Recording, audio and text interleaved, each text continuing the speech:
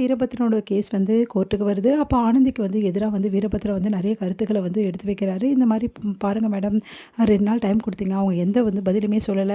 அதனால எங்களுக்கு வந்து டைவர்ஸ் வந்து குடுத்துறாதீங்க மேடம். என்ன ஆனந்தி கூட வாழ வைங்க மேடம். ஆனந்தி என் கூட தான் இருக்கணும் அப்படின்ற மாரி பயங்கரமா அழுது புலம்புறாரு. அத பார்த்துட்டு ஆனந்தி அமைதியா இருக்காங்க. என்னங்க நீங்க அமைதியாவே இருக்கீங்கம்மா? பதில் சொல்லுமா. 2 நாள் உனக்கு டைம் குடுத்தேன். முடிஞ்சு போச்சு. இதுக்கப்புறம் நீ காலம் ஃபுல்லா வந்து இவன் கூட தான் நீ வாழணும். வீரபத்ரன் கூட தான் நீ வாழணும் அப்படின்ற மாரி சொல்றாங்க. அத கேட்டு வந்து அத சொல்றதுக்கு யாருக்கும் எந்த ரைட்ஸும் இல்ல மேடம். ஒரு பொண்ணு ஒரு பையன் கூட வாழணுன்றது யாரோட கட்டாயமும் கிடையாது. அதுவும் காலம் ஃபுல்லா வாழணுன்றது யாரோட கட்டாயமும் கிடையாது. அது அந்த பொண்ணோட மனசையும் வந்து செயலையும் பொறுத்தது அப்படின்றாங்க. அப்போ நான் வந்து சொன்னா நீ வாழ மாட்டியா அப்படின்றாங்க. மேடம் நான் வாழ மாட்டேன்னு சொல்ல மேடம். என்னால வாழ முடியாதுன்னு சொல்றேன் அப்படின்றாங்க. அத கேட்டு அதிர்ச்சி அடைகிறாங்க ஜட்ஜு. நான் உனக்கு 2 நாள் டைம் குடுத்துறேன். நீ நிரூபிக்கிறேன்னு சொன்னேன். எங்கம்மா நிரூபிச்சே அப்படின்ற மாதிரி சொல்றாங்க. நான் நிரூபிக்கிறேன் மேடம். அதுக்கு தான் வந்திருக்கேன். என்கிட்ட வலுவான ஆதாரம் இருக்கு அப்படின்றாங்க. அத கேட்டு அதிர்ச்சி அடைகிறாங்க ஜட்ஜு.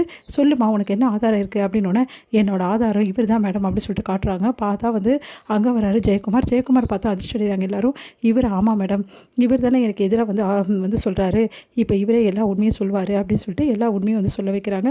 ஜெயக்குமார் வந்து எனக்கும் அந்த பொண்ணுக்கு எந்த சம்மந்தமும் இல்லை, நான் எலக்ட்ரிஷியன் தான் மேடம், இவர் தான் என்கிட்ட காசு கொடுத்து என்னை நடிக்க சொன்னார் அப்படின்னோடனே இதுக்கு என்ன ஆதாரம் இருக்குது, இவங்க வேணும்னே பொய் சாட்சியை வந்து பொய் சாட்சியை வந்து இவங்க பொய் சொல்ல வச்சுருக்காங்க அப்படின்னோடனே வேணா பாருங்கள் மேடம் சொல்லிட்டு வீடியோ காட்டுறாங்க.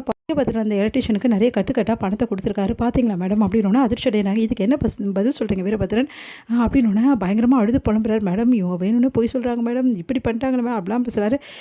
முதல்ல இவர் நடிப்பு நிறுத்த சொல்லுங்கள் மேடம். இவர் பேசுறது பழகிறது எல்லாமே நடிப்பு மேடம். உங்ககிட்ட நடித்து ஏமாத்துறாரு மேடம்.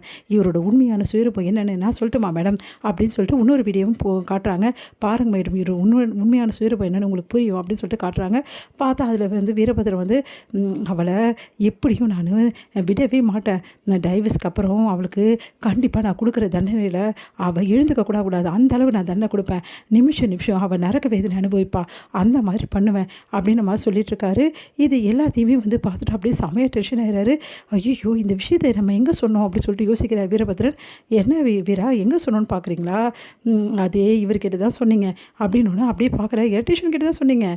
ஒவ்வொரு நிமிஷமும் அழ வைக்கணும், இந்த மாதிரி நடந்துக்கணும் அப்படின்னு சொல்லிட்டு எல்லாத்தையும் சொல்லியிருக்கீங்க.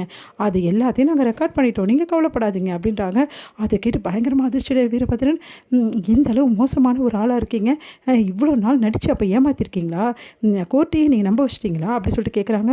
மேடம் அது வந்து மேடம் பார்த்தீங்களா மேடம், இது மட்டும் கிடையாது மேடம், ஒவ்வொரு நிமிஷமும் நடித்து நல்லா ஏமாற்றுவான் மேடம். ஏன்னா இவன் கிரியேட்டிவ் டைரக்டர் மேடம், இவன் தொழிலே நல்லா நடித்து ஏமாத்துறது தான் மேடம். இவன் இப்படி தான் மேடம் எல்லாருமே ஏமாற்றுவான். உங்களையும் அப்படி தான் மேடம் ஏமாற்றிருக்கான், இந்த கோர்ட்டையும் அப்படி தான் மேடம் ஏமாற்றிருக்கான். ஒவ்வொரு நிமிஷமும் நடித்து நல்லா ஏமாற்றுவான் மேடம். அதை தான் பண்ணியிருக்கான்.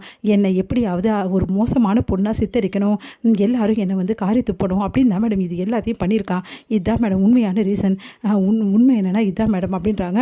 அதை கேட்டுட்டு வீரபத்ரன் மேடம் இவ சொல்கிறதெல்லாம் போய் மேடம் இல்லை மேடம் அப்படின்ற மாதிரி நீ நிறுத்துறீங்களா வீரபத்ரன் அப்படின்றாங்க.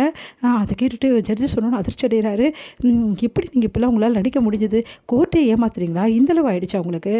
இந்தளவு பணம் கொடுத்து ஒரு பொண்ணு அசிங்கப்படுத்துகிற வந்து விஷயத்தை உங்களுக்கு யார் வந்து பண்ண சொன்னது? இப்படியா பண்ணுறது? ஒரு பொண்ணு அசிங்கப்படுத்தினா என்ன வேணாலும் பண்ணலாமா அப்படின்றாங்க.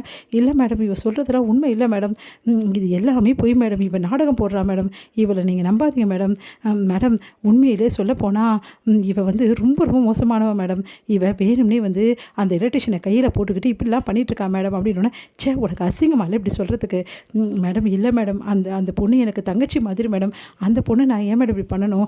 இவன் கொடுத்த காசுக்கு ஆசைப்படுதான் மேடம் நான் இவ்வளவும் பண்ணேன். எனக்கும் ஒரு தங்கச்சி இருக்குது மேடம், தயவுசெய்து நான் நம்புங்க மேடம் எலக்ட்ரிஷியன் சொல்கிறாரு. அதை கேட்டு வந்து யோசிக்கிறாங்க ஜட்ஜு.